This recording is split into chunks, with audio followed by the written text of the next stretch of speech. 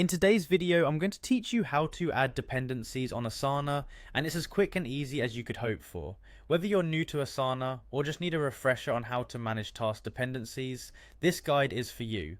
We're going to walk through the simple steps that will help you manage tasks efficiently within your projects.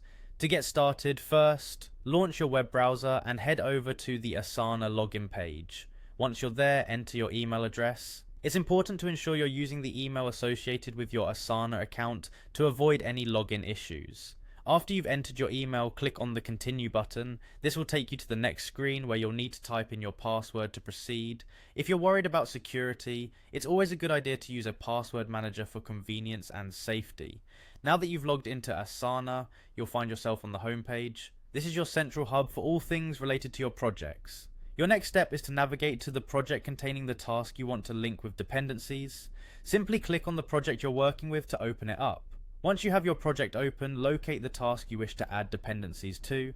Click on the task to view its details. You'll notice the option to add dependencies in the details pane, so go ahead and click on that. Now you have two options. You can either select an existing task from the list, or you can type the name of the dependent task. The dependent task is essentially the task that must be completed before your current task can proceed. This allows you to create a sequence and maintain project flow. Next, it's time to decide on the type of dependency.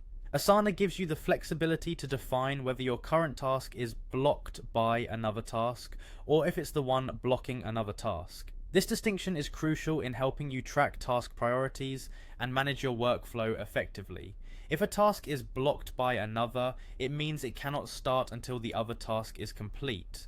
Conversely, if it's blocking another task, the dependent task cannot be initiated until this current one is done, and there you have it. By adding dependencies, you streamline your project management, ensuring that tasks are tackled in the right order and resources are efficiently used. Feel free to play around with the options to find what best suits your workflow. Thanks for tuning in, and happy task managing in Asana.